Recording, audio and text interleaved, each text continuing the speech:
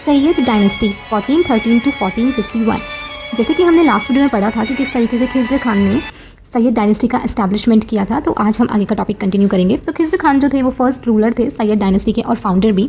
तो जब दिल्ली का सुल्तान बनाया गया खिज़्र खान को, तो ऑलरेडी दिल्ली सल्तनत जो थी वो कमज़ोर पड़ गई थी, क्योंकि फ़िरोज़ शाह तुगलक की डेथ होना, फिर तैमूर का इन्वेजन, तो इसके बाद बहुत से गवर्नर ऐसे थे जिन्होंने बगावत कर ली थी और अपने अपने क्षेत्र को आज़ाद करवा लिया था और नई नई डायनेस्टी का इस्टेब्लिशमेंट किया था, जिसमें से गुजरात सल्तनत एम्पायर है, मलवा सल्तनत, जौनपुर सल्तनत, बंगाल सल्तनत। तो खिज़्र खान को दिल्ली सल्तनत तो मिल गया था, लेकिन एक कमज़ोर पावर के रूप में, क्योंकि दिल्ली सल्तनत मिल जाने के बाद वो कुछ नहीं कर पाए थे, क्योंकि ऑलरेडी दिल्ली बहुत कमज़ोर पड़ गया था उस टाइम पे।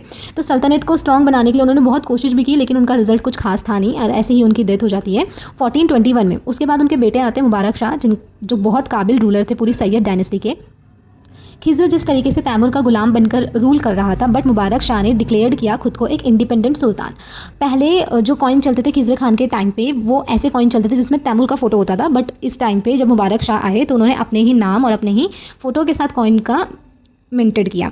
बहुत सारे रेबेलियंस उन्होंने सप्रेस्ट किए अपने टाइम पे, अलग अलग एडमिनिस्ट्रेटिव रिफॉर्म लेकर आए। मतलब उन्होंने पूरी कोशिश की दिल्ली सल्तनत को स्ट्रॉन्ग बनाने की, और बहुत सारे कंस्ट्रक्शन प्रोजेक्ट्स भी कराए on the bank of Yamuna river. जैसे कि उन्होंने यमुना रिवर के पास में एक शहर बनवाया मुबारकाबाद करके, जिसका नाम है, और अपने टाइम पीरियड में उन्होंने जितना हो सकता था उतनी अपनी टेरिटरी को एक्सपेंड किया।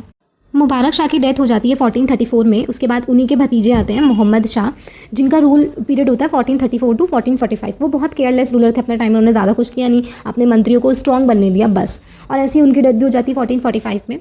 उन्हीं के बेटे आते हैं फिर गद्दी में अलाम शाह, मोहम्मद शाह के बेटे आते हैं अलाम शाह। वो भी सेम अपने फादर की तरह ही होते हैं, एकदम केयरलेस, सारी रिस्पॉन्सिबिलिटी उन्होंने अपने मिनिस्टर को ही दी होती है। और इस टाइम तक ना, मतलब जो दिल्ली सल्तनत थी उसकी टेरिटरी बहुत कम हो चुकी थी। अपने टाइम पीरियड में मुबारक शाह ने जितनी टेरिटरी को एक्सपेंड किया था उससे कई ज़्यादा टेरिटरी तो कम हो गई थी। तो कह सकते हैं कि दिल्ली सल्तनत के पास एरिया बहुत कम हो गया था। और अब जब अलाम शाह आए तो वो बिल्कुल भी इंटरेस्टेड नहीं थे रूल करने में, बहुत ही केयरलेस रूलर वो थे। और उन्होंने भी अपने पापा की तरह ही, अपने फादर की तरह ही सारी रिस्पॉन्सिबिलिटी किसको दे दी, अपने मिनिस्टर हामिद खान को दे दी। तो हामिद खान भी उसके बाद इंटरेस्टेड नहीं थे दिल्ली सल्तनत पर, क्योंकि दिल्ली सल्तनत बहुत कमज़ोर पड़ गई थी। और हामिद खान ने खुद ही इन्विटेशन दे दिया बहलुल लोदी को कि आइए आप, और आप दिल्ली को अब चलाइए। तो इसी तरीके से बहलुल लोदी को बिना किसी आक्रमण के ही, अटैक के ही, इन्वेजन के ही दिल्ली मिल गई थी, और वहीं से आपका स्टार्ट हो जाता है लोधी डायनेस्टी।